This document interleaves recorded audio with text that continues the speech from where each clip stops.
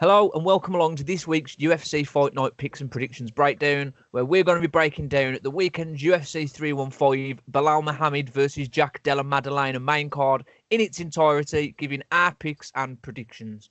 I'm Jordan from Smash MMA. I'm joined by Silk Pyjamas co-founder and co-creator Mr. JPL Hooper in a very different setting to usual. What's happening, JP? How are you doing? And tell us where you're dialing in from today. I'm in Grenada in the Caribbean. Hang on, let me show you. Not sure if you can see the view. Does that work? Oh, lovely that. Oh, mate, it's awesome here. It's awesome here. So yeah, you've dragged me out of bed after a vicious hangover yesterday to come on. So I'm getting my excuses in early for these picks today. But yeah, excited to be here. So thanks for having me on again. Oh, great stuff, great stuff. So kick it off. First fight of the night. Mike Mallow versus, what's his name? Charles Radke. Interesting fight. I think it's a big opportunity for both of these guys. So you've got Mallow, who's a Canadian guy, and I think that's probably why he's got to this point in the card. He's a good grappler. He's got 6 submission wins so far in his career. Was on a 6-fight win streak until he lost to Neil Magny. And Radke has a very similar story, albeit Radke's more of a striker, but with 5 KOs throughout his career. He was on a 5-fight win streak until he lost to Carlos Prates. So you got 2 guys who were both doing really, really well, hit someone that was in the top 15, struggled a little bit. Obviously, they've both gone away from this and tried to learn a lesson and build on this going forward. What are your sort of thoughts on this one, based on all of that? Is this one being promoted up into the main card now? This one's the one that's, from what I can tell so far, this is the one that's gone up onto the main card in the opener. Oh, fair enough, yeah. Yeah, I think these two it's going to be a bit of a slugfest. I don't think they're particularly that great. They'll never be like top 5 or top 10 guys, I think. They'll be hanging around like the bottom end of the rankings, maybe. Mike Malott, seeing as he's in Canada, he's probably going to have the fans like backing him. I know he did last time when he lost to who was his last loss against in Canada. It was a bit of a surprise loss. I think he was the favorite for that fight. I can't remember who it was. Yeah, that's right. Yeah, Neil Magny. And yeah, Neil Magny's supposed to be like a tee-up fight. For people, like kind of a gatekeeper to the rankings, right? So I think he was expected to win that one, especially in Canada, but he didn't. And yeah, I can't trust either of these guys to put money on. But I think Radke's good for like a round and a half, and then his cardio kind of like takes control. And I think Mike Malott has like the better cardio, and I think he's going to want to put on a better performance in Canada. Not like sure you can account that into your like doing research into your picks. But if I had to choose one, I think I would choose Mike Malott. It's interesting, isn't it? Because when I was doing my research for this card, and every Canadian fighter I have written Canadian next to them in the pros list, because I mean, the Canadians are a super, like really get behind their own fighters. I mean, I remember as a kid being a wrestling fan and seeing the receptions that Bret Hart used to get when he used to come out. And I think that stems across the board for anyone that comes out of Canada that's actually any good at anything. They really get behind their guys. So I think it could make a bit of an impact. But I think you're right. It's probably not a high-level fight. It's probably not high enough to be on a main numbered pay-per-view main card, but for one reason or another, it's going to be sliding in as a bit of an opener. And it's not just because these 2 guys aren't top level. It doesn't mean that 2 mid-level fighters can't have a really good scrap. And I think you're onto something there, definitely with the way that you described the 2 guys. I think Radke's going to be coming out. He's going to be swinging. He's going to be looking to get a finish early. And I think for me, it's going to be a real case of if Malott can withstand that early pressure, and like you say, he's probably got the better gas tank. Hold out through the first sort of round, and then maybe start to put a bit of his own pressure on as the fight starts to go on. Yeah, and I think fighting in your home country, it can affect fighters in different ways. It depends what kind of personality you are, or what kind of because it is like that extra weight on your shoulders. You are kind of expected to perform in your home country, and we've seen with some of the British fighters. I'm not using Leon Edwards as a prime example, but I think it's kind of like that expectation of you to win, especially if you're like in the main on the main card. People have paid a lot of money going to these UFC events. They're going to expect a good fight, and then you have to go in there and perform. So I think there is that extra responsibility, and it depends on which fighter can carry it. And going back to that last Canadian card, it didn't seem like it was a tough fight for him, and he did it well. But I just think that it looked like you could feel that extra responsibility he was carrying. He was kind of sluggy against Neil Magny, who was supposed to be a beatable guy.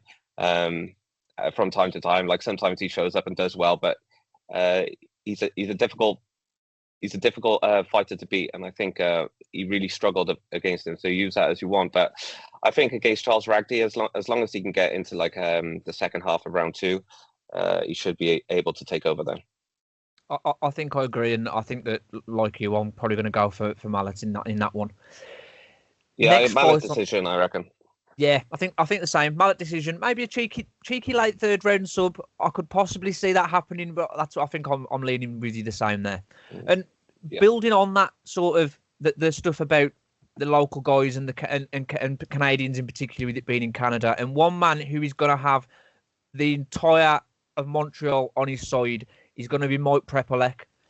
It's almost like a Rocky story. You've got BSD supposedly facing Joel Alvarez. He's pulled out, and in steps in the local lad, a previous UFC fighter who lost in both of his fights when he was with the UFC prior. He's come back in short notice. What an opportunity this is going to be for Kyle Prepolek. Yeah, Kyle Prepolek. I've never heard that name before in my life, but I did have a quick look at his Tapology. And he fought twice in the UFC and lost them both. So it kind of feels like he's a lamb being sent to slaughter here.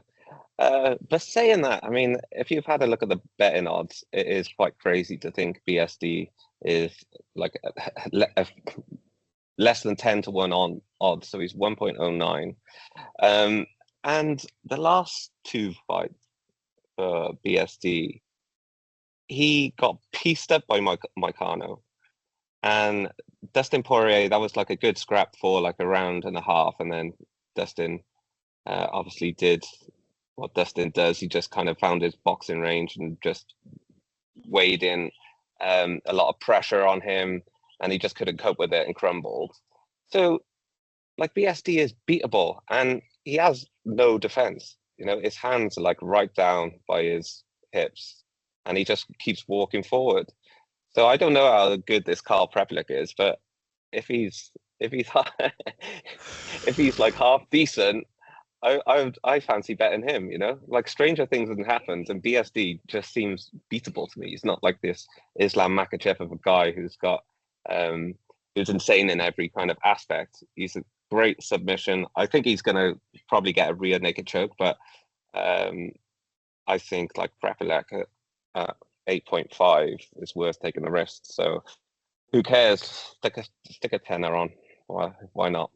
It's got to be worth a look at it, because it's like you say, stranger things have happened, and BSD is in a very interesting position at the moment, because I think he probably got that Poirier fight a little bit earlier than he should have, and he did look pretty good, but obviously, like you say, Poirier does what Poirier does, and proved to a lot of people he'd still got him.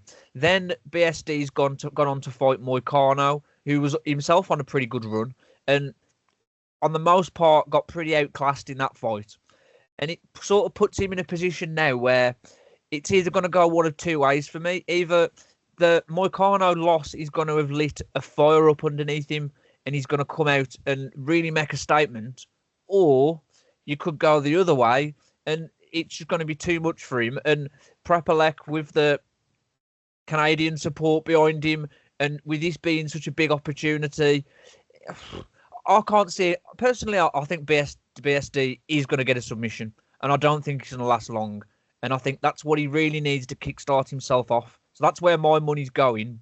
But them odds are nice. Yeah, I just don't think you can put money on Benoit Saint-Denis and feel confident about it, because he, like Renato Moicano, he is very good, but he looked like a superstar against BSD. He did, you know, just couldn't get up off the ground. Was getting blood everywhere. And that's the other thing about him. He seems to like leak quite easily, you know. So maybe like a couple of shots, his eye starts swelling up again, and could be like a doctor stoppage or something like that. So like, why not just have a punt on him? If he wins, you probably win him for the rest of the year because his odds are so high. So yeah, for like, why not? I'm gonna put. I've only got 100 points on Silk Pyjamas, so I'm gonna just have it on him and hope for the best. Is he the longest odds in Silk Pyjamas at the moment? Is he the biggest outsider I think this weekend?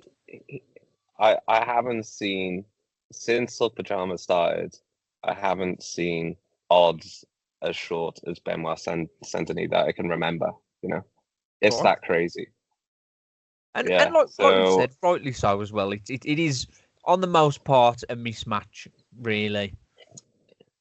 It is 100%. You know, you like, he probably will wrestle into the ground. He'll last about 3 minutes and then get choked out. That's the likely thing to happen, but that's why the odds are so big. And you know, it's a fight at the end of the day. And my point being is, like, Benoit Saint-Denis doesn't look like a top 5 guy. I don't think he'll ever get there now. He's getting on a little bit. He's coming off 2 losses. It should be easy night for him, but in Canada, fighting a Canadian, a late call up as well. He's supposed to be fighting Alvarez, who's an absolute machine. I think he would have pieced him up.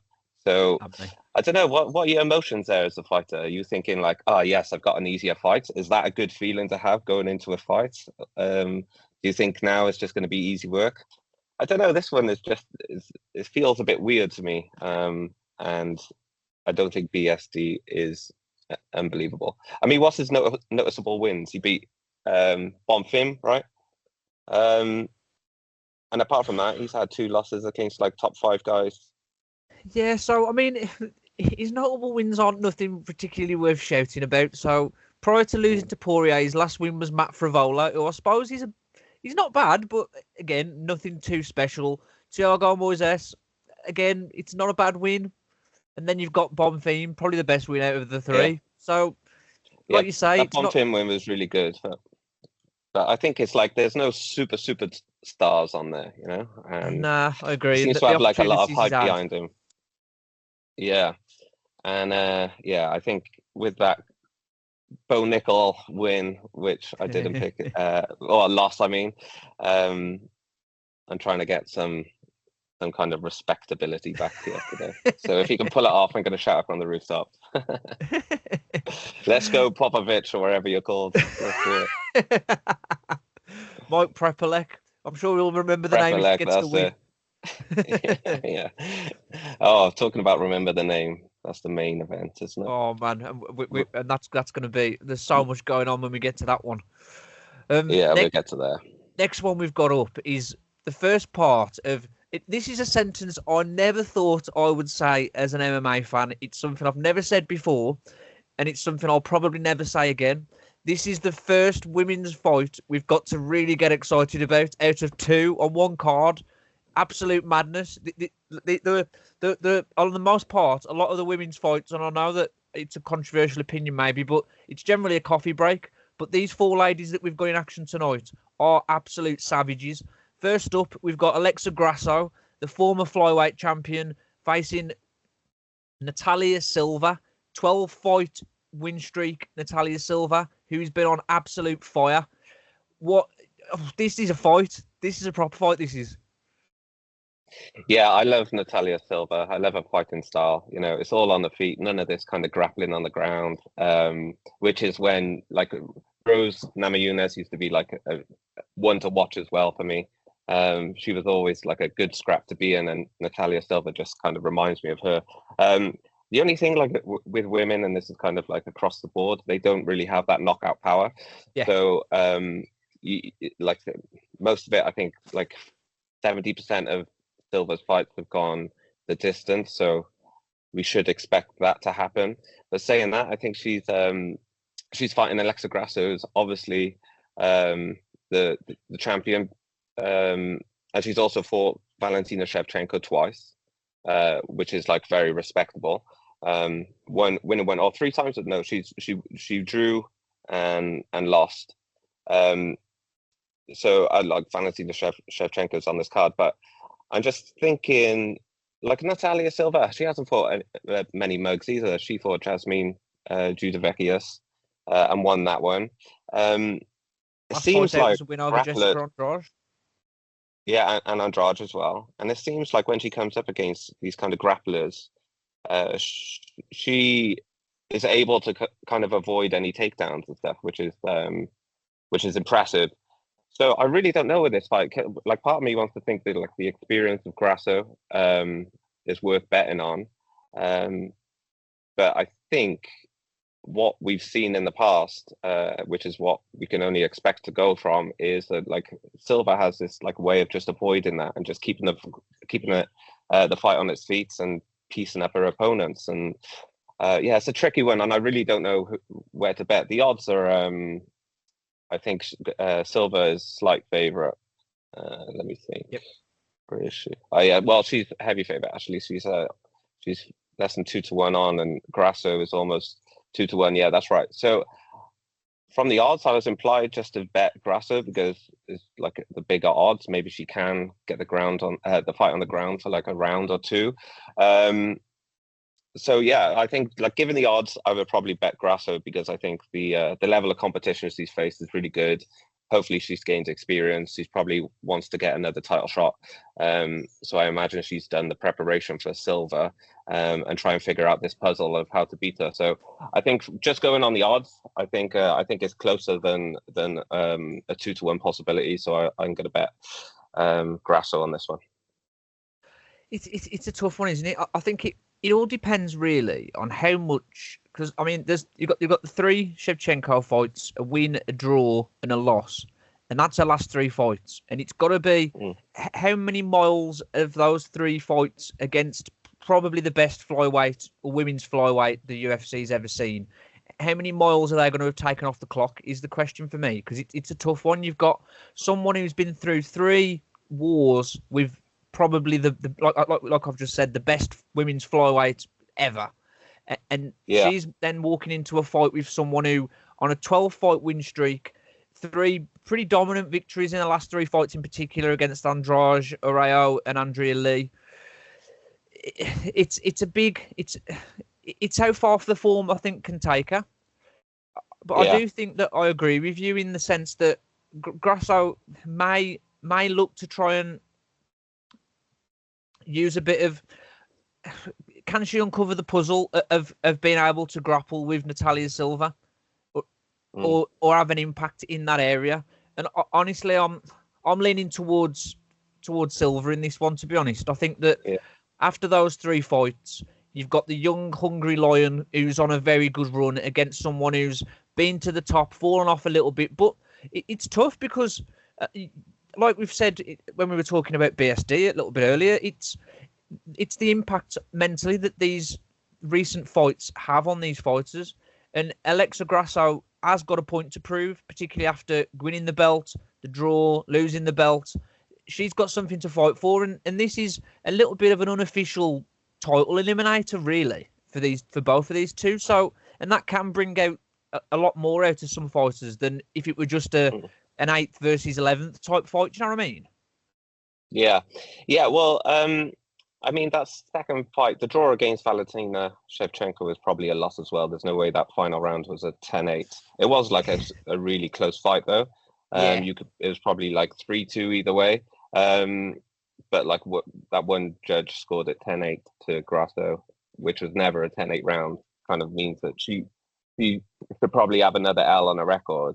But like you said about putting more miles on the clock for that, and I'm not like, I've obviously never been in a fight, but like how does that work, you think, for Like if you've been in a fight against Francis Ngannou and he knocked you out, I can imagine it has like an effect on your chin in future fights. But would that be the same for Valentina Shevchenko? Being in a 3-fight kind of,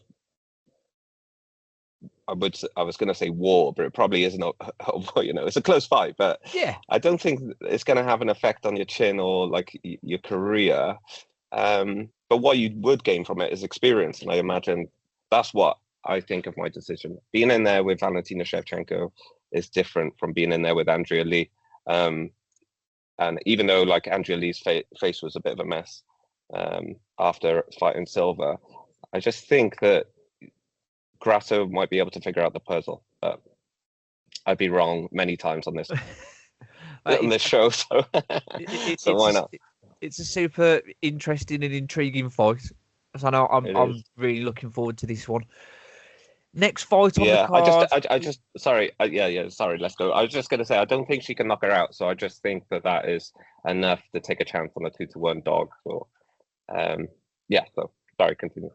No, it's a good point. It's a great point. So next one on the card, and we've got it's a weirdly interesting fight. We've got an absolute legend of the game, Jose Aldo, and I must admit that the Jose Aldo booking drives me nuts. Because I don't understand why we're not seeing Aldo fighting legends, to be perfectly honest. But this is not a slight on Ayman Zahabi. I think he's very good. He's been looking great in recent times. I've nothing against him. I would have liked to have seen Aldo facing a Henry Cejudo. Would have been a brilliant Aldo fight, or someone like that. But needless to say, we are. Somebody. Yeah, exactly. Like, for me personally, I think when the fighters get a little bit older, rather than seeing a young guy facing, I say young guy, Zahabi's 37, he's not exactly young, but I think that it's different stages of careers, and I'd much rather see Aldo fighting in legend fights than fighting a guy who's, on the most part, on the come-up, despite the fact that he's 37 years old. It's different ends of the spectrum, innit? Well, it's kind of like the hypocrisy of the UFC. They give Aldo this Zahabi, who's like... and they won't make like Paddy fight Dustin Poirier because Dustin Poirier wants to fight legends. So, so like, and Aldo wants those big fights as well. I'm not sure if he actually believes that he can become a champion once again. I think it's a lot to ask for him, but give him some big names. I agree, 100%. Exactly. The fans want to see him against like big names, right? They don't want to see him against like up and comers. Well, this is it. In his last couple of fights, you've got Mario Batista, which I don't know, I started on that one. Jonathan Martinez. You know what I mean? I'm not saying anything against these two. But prior to that, it was Merab, which that's the kind of fight that was an interesting fight. But I don't know. I'm not so sure. But it's a big opportunity for Zahabi, another Canadian guy. He's on a good run. He's on a 5-fight win streak. It's definitely the most difficult challenge he's faced in his career so far. Can Zahabi get it done against Aldo?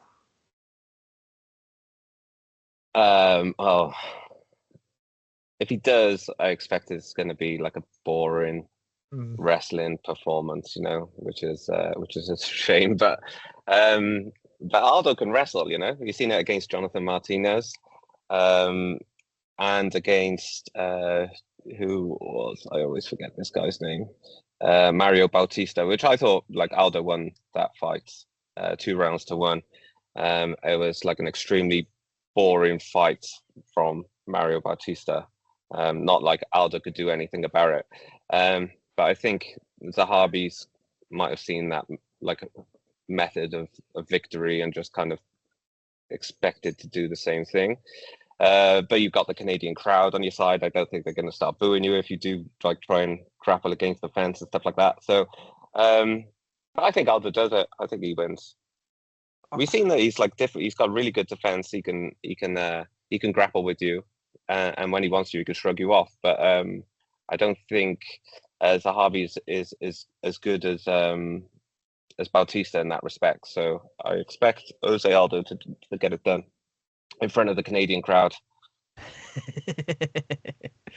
I think I agree with you, to be honest. I think the only route here for Zahabi to be able to get a result in this fight is if he was to follow a similar sort of playbook to the way that Batista fought, which, like you say, I agree with you entirely on that result. And there was something that I read around the time of that fight, which I found really interesting, was that there's no scoring system around takedown defense.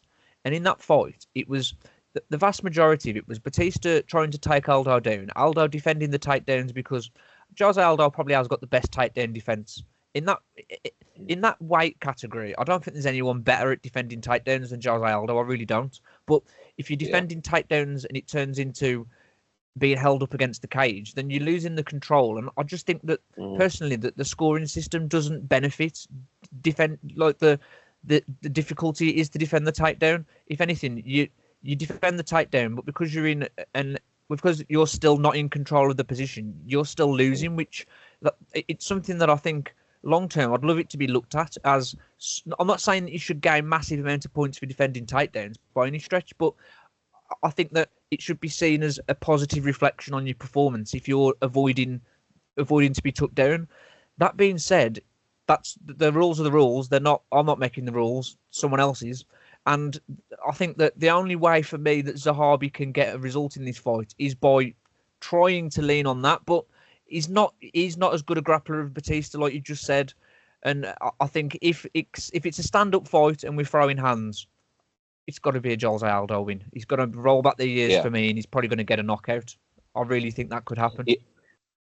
I think, I mean, we all love Jose Aldo, but I had a look at his record. Since that Conor McGregor loss, he's had 7 losses and 6 wins, which is, first of all, it's quite amazing that he's had 13 fights since that loss to Conor McGregor. And what's Conor like? He's had like what 3 or 4 fights since, you know. So, and he's fought 13 times, and I think he was already a legend, like, and probably about 33 years old. Like I remember Conor calling him like an old man, and now he's still going. You know, he's but I think he's actually improved since that fight. You know, he's leveled up, which is you got to give the man credit for that. So I think he's going to get it done here. He did look impressive against what was his name? Mario fucking Bautista. Yeah. Like he did look impressive against him, but it was just a control time, and you're right. Like the scoring criteria should be on damage, but like if you punch somebody in the face just once in a round, and somebody's got control time for the rest of that round, have you done enough damage that outweighs the control time? I guess is the question. You know, there needs to be some kind of mathematical structure that says, okay, like 30 seconds of control time is worth like 1 punch on the nose or something to that effect, you know? Because at the moment, it's just like some fights, control time is scored and some fights is not, you know? Like, it's a bit odd. So you need some consistency there. So I'm going through Aldo's record, like you've just mentioned then, and it's such a yo-yo of a record. So he loses to Conor. Then he beats Frankie Edgar. Then he loses to Holloway twice, and everyone's thinking, oh, this is the end. Aldo's done. He's gone. So then he comes back and knocks Jeremy Stevens out, knocks Moicano out. He's back up at the top again. Loses to Volkanovski. Loses to Marlon Moraes. Loses to Peter Yan. Again, Aldo's washed. He's done. Then he comes back with 3 wins on the bounce against Marlon Vera, Pedro Munoz, Rob Font. We're back in action. Fights Merab. Loses by decision to Merab, but in fairness to him, he dealt with Merab's wrestling really well in that fight. Yeah. Comes back again, beats Jonathan Martinez by decision, and we're like, are we back in action? And then obviously that last fight we talked about, the snooze fest with Bautista. So it's everywhere. You think he's gone, and it's then a roller he's coaster. Back again. Yeah, I mean, it is a roller coaster of a resume right there, and there's no marks on it. You know, Volkanovski, Max Holloway, he's like beat Rob Font, Marlon Vera. You know, they're all big names. Yeah. They're the kind of superstars that you want Jose Aldo to fight. So I feel a bit sorry for him to go against Zahibi, because he is good. But a win against him, hopefully he gets like one or two big fights to like end his career. But saying that, he could go on for another 10 years knowing him. I know, yeah. I think you're right. I'll watch every single one of them as well.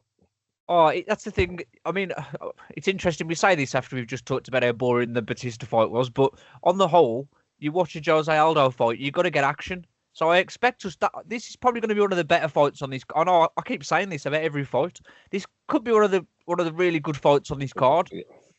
Yeah. I think if it doesn't get fight of the night, it's not going to be Jose Aldo's fault, I would say. Yeah. But to be honest, I think one of the girls at one of the women's matches are going to be fight of the night. I can see. Well, funnily enough, Silva might get like performance of the night if she puts on like a showing. Yeah, maybe we should start choosing out the fight of the nights. Who we think is going to happen? See if we can get that one right. Yeah, not having much luck for our charities yet, are we? We've got to hit one eventually. Yeah. So then we move into the co-main, and this is where I think really will be the fight of the night, and that's purely because we've got two high level strikers in the women's flyweight division. We've got, as I mentioned previously, probably the GOAT of the women's flyweight division, Valentina Shevchenko, in her 9th title fight, and she's facing Manon Fiorot, who weirdly lost their first fight, then went on a 12-fight win streak, has just been running through people. This is a big one, man. Yeah, this is going to be awesome. This will probably be fight of the night. And I think Fiorot is like so strong. She's so good at like kickboxing. But Valentina Shevchenko she's just so smart, you know. She kind of downloads all the information within like a round or two, figures out a way of beating her. And over, is this a 5-round fight? I imagine it is. Obviously, it's a title fight, right? So yeah, I think Valentina Shevchenko, she's a slight underdog, and the way I see it is like it's pretty much a 50-50 fight. So you are getting better value for that reason on Shevchenko. So I think she's a good enough price for me to bet on this one. So I think this is going to be my charity pick, is Valentina Shevchenko to beat Manon Fiorot. I mean, it's interesting because a lot of people have been talking about this being like an up and comer versus the GOAT or the champ. But Fiorot's still 35. She's only a couple of years younger than Shevchenko. She's got less miles on the clock from an MMA perspective, but she's not like, it's not like she's a young pup facing an old dog in this fight. She's the current favourite, like you've said. I've got a weird feeling, and this is one of those rare ones where I'm going to go a little bit against you on this one.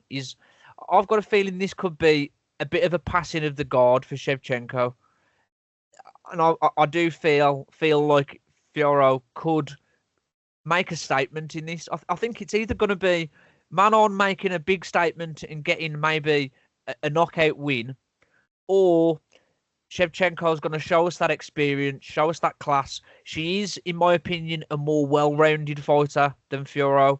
I think that obviously she started as a kickboxer, but over time Shevchenko's grappling has got really, really good.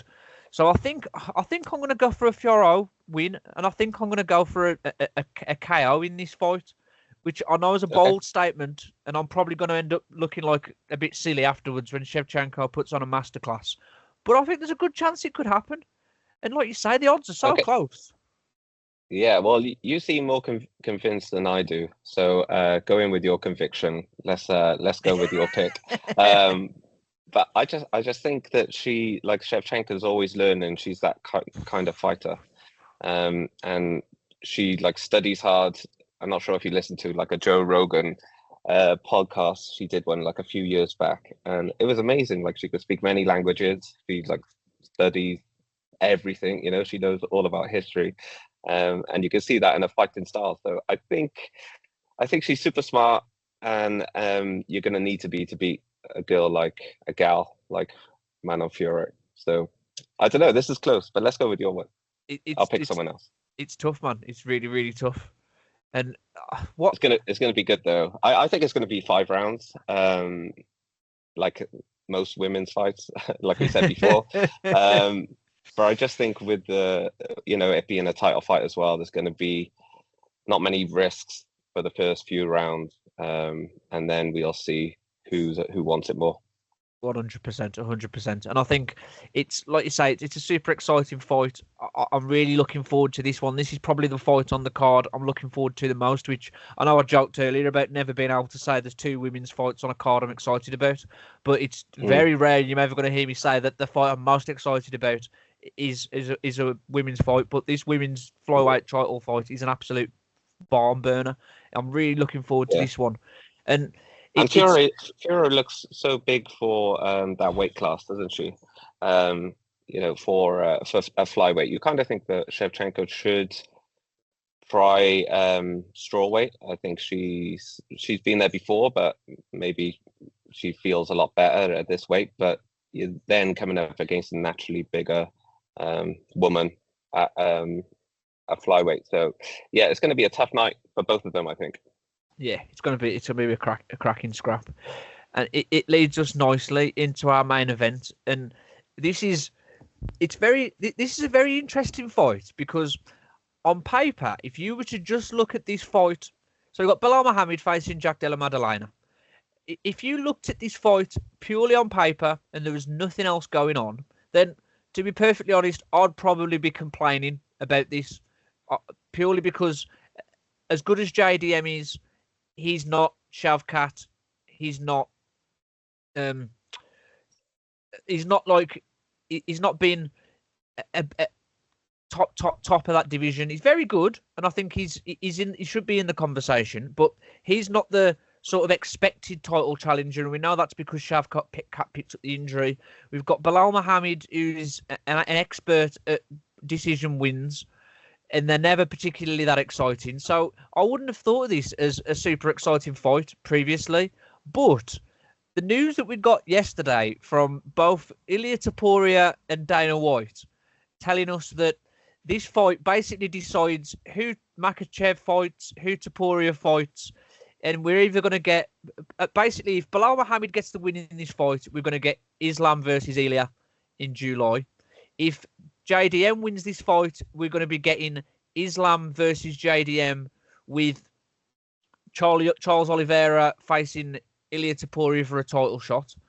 Then there's the other sort of thing thrown in there that Belal fancies himself a step up to middleweight. So from what on paper would be a pretty standard dual champion faces sort of third choice challenger has turned into probably the deciding factor for some of the most exciting fights in the UFC at the moment. It's absolutely bizarre. Yeah, it's kind of the UFC has come to a halt, a standstill, because of Belal Muhammad.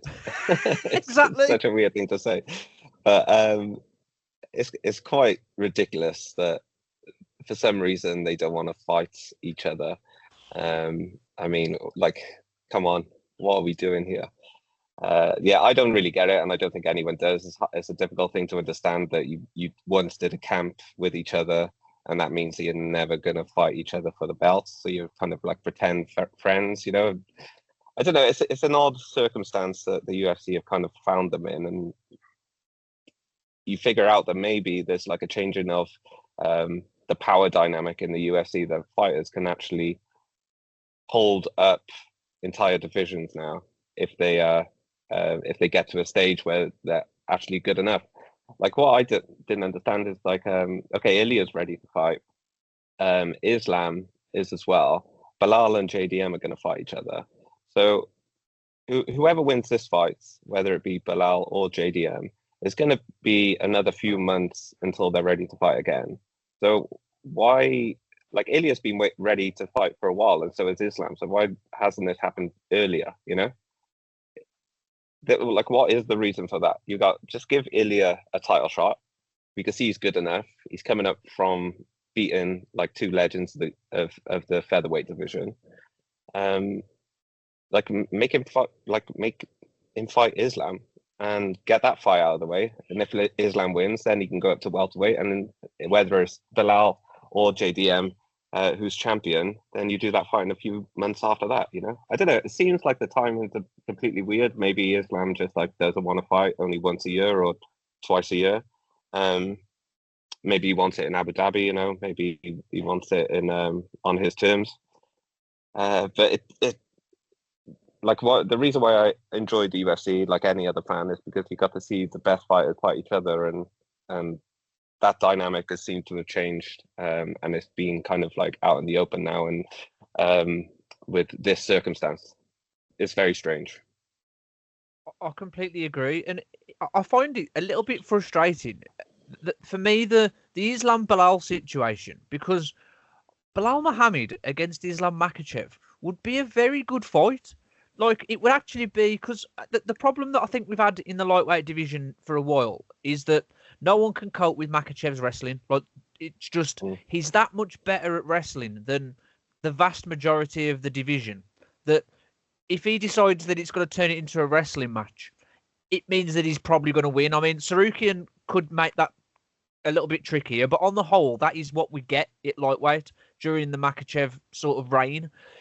And Belal, with his wrestling background, could have made that really interesting. So it's a bit disappointing, because I think if we did get an Islam JDM fight, they're probably going to stand up for a bit until Islam takes a few big shots off JDM, and then he's probably going to resort to wrestling. That's what we're going to get in that fight, in my opinion.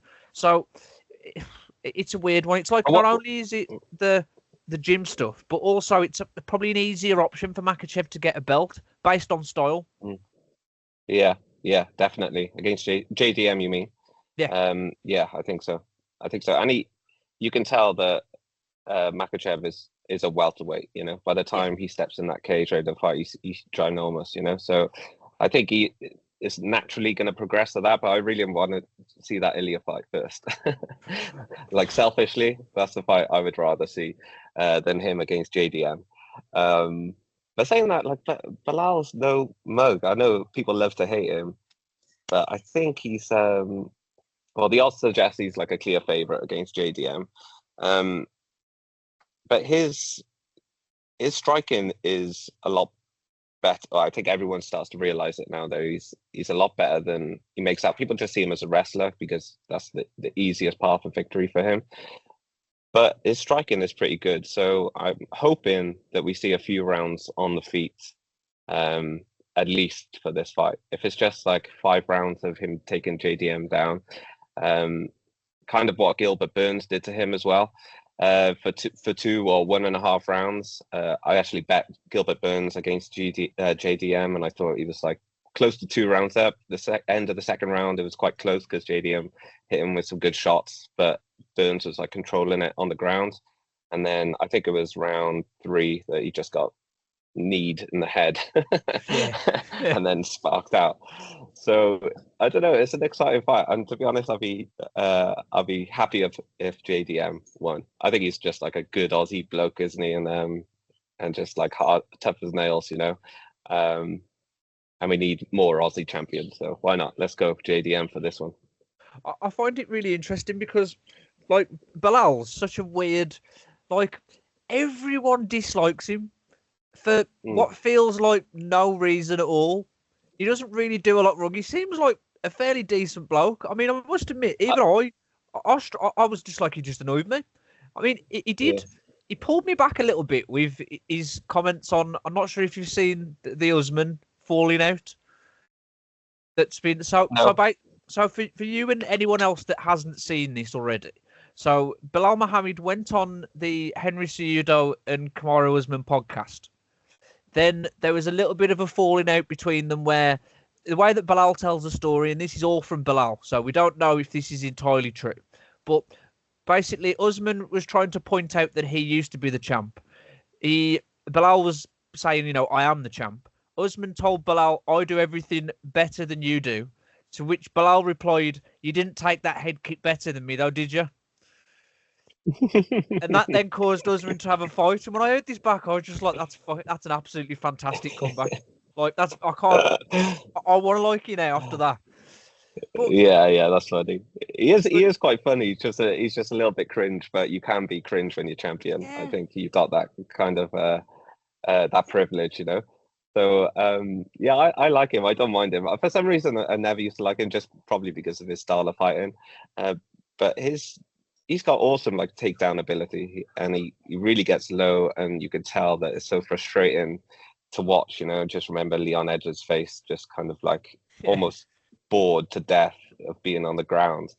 Um, but it works, and like as JDM just built on his takedown defense so much that he's going to be able to stop someone like Belal taking him down. Um, I'm not sure if that's what we're going to find out. That's why I just want to see a few rounds on the feet and just want to see JDM have some success. Obviously, he's good enough, but it just depends on whether Belal can just take him down at will like he can with so many opponents. Apart from like Sean Brady, you could tell they're neither of them. That's like two wrestlers. When they fight each other, it turns into like a boxing match. Yeah. But even his striking there was just like it was impressive to watch. And It's the that's Canelo why I hands. fancied like Leo. Yeah. Oh God, why do fighters say this things? Crazy.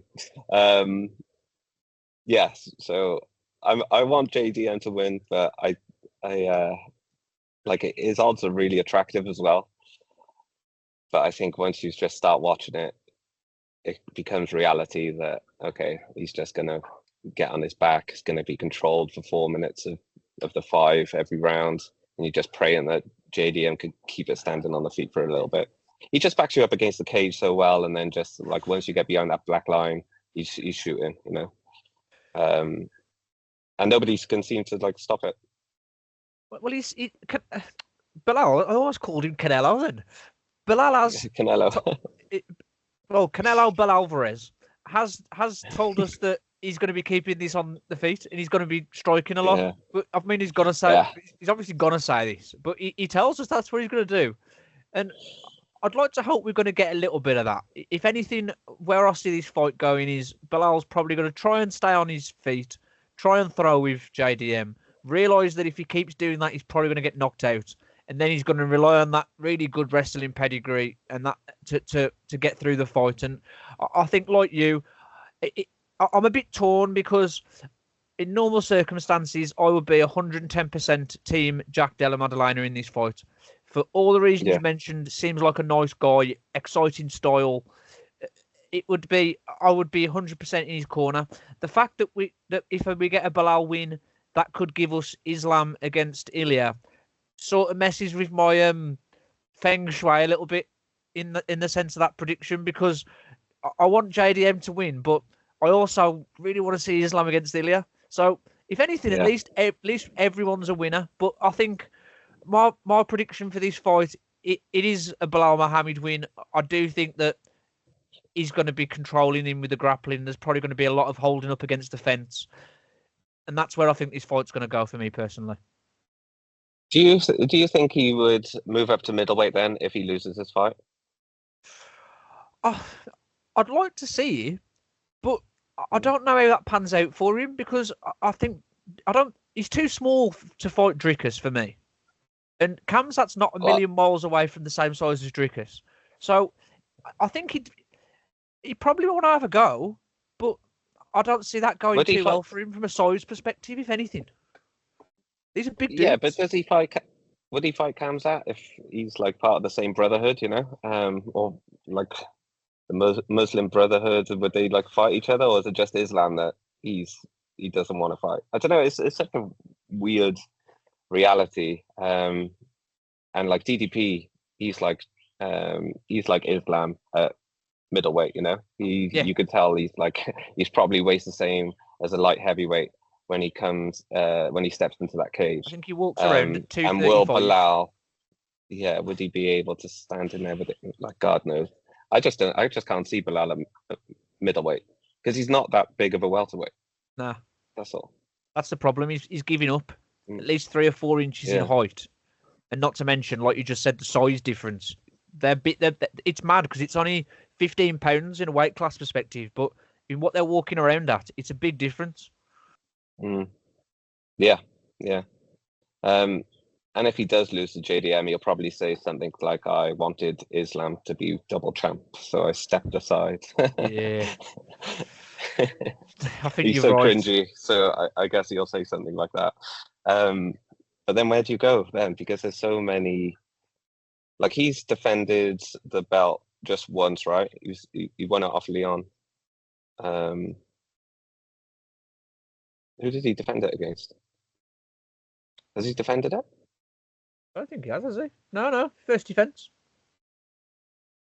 Jeez, yeah. Okay, so that's been a minute since he's fought. I mean, it's like, okay, so you had one. You won the title. You've had one defense, and then you're going to step up to become double champ. Like, if Ilya couldn't do it after two, what gives? I don't know. It's such a weird predicament they found themselves in. It's like, this is what happens when you give it any power to the fighters. It's just It's an absolute. It's a very strange scenario, but at least it's exciting for us as the fans to see this pan out and see what we're going to get, because all of the options across these sort of three weights, they're all pretty good. So we are going to get some good fights, even if it is a bit frustrating, like you say, that the fighters are having a bit more weight in the conversations than they would have done before. At least we're going to get some good fights out of it, which is the important thing. It's certainly going to be a headache for the matchmakers, because any contender ranked like 7 and upwards say they deserve a title shot, after every kind of win these days.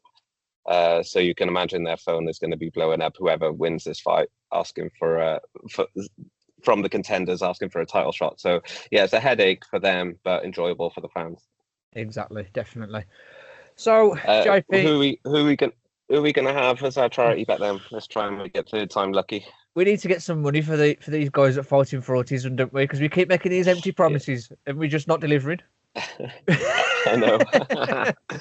Well, it's only been 2. I mean, it's the doubles. I think we get 1 right each, and then but we lose the double. So, all right, let's go on. You who do you fancy? You can pick first. I think I'm gonna go for Manon Fiorot. I think that's where I'm gonna go. I think I'm going to go for just a straight win. I'm not going to get cocky. I'm not going to say, I think she's going to get the KO, but let's try and play it safe. We'll go for a Manon Fiorot win. Okay. Seeing as you've gone co-main, do I want to pick Belal for this? Let me think. Sorry. I want to get it right now. The pressure's on. No pressure.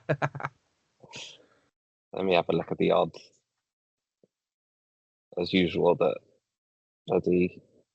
log me out, so I gotta log back in now.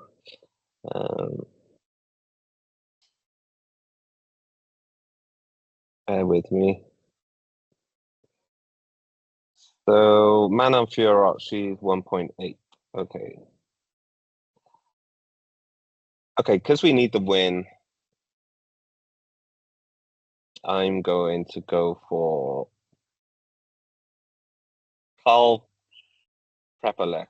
No, I'm only joking. I'll go for Jose Aldo. There we go. Let's try and get some money in the bank, shall we? Yeah, that's it. And that's not a bad bet either, because it's not too close that there's not going to be any money out of it, but close enough that it's going to be got a good chance of hitting. Yeah. So there we go. We'll try and get one in the bank. Right. So we've got Manon Fiorot, Jose Aldo double.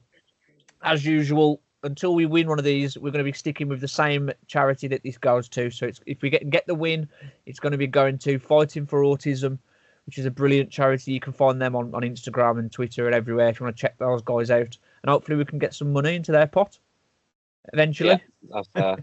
Yeah. Check back next week. We'll try again. All right, as usual, JP. Waiting all, As usual, absolute pleasure chatting again. Are you going to be in Grenada for a bit longer, or are you flying back soon? We fly Sunday evening, so we'll watch the UFC at a respectable time for a change. because it'll be on about 6 p.m. here. Oh, So nice. for once, I'm not waking up at 4 a.m. in the morning. So yeah, we're gonna do that Saturday night, and then we fly home Sunday. Oh, lovely. I'll be checking in with you with a white monster, ready to go. Amazing. Thanks, Jordan. I'll catch you soon, mate. See you in a bit.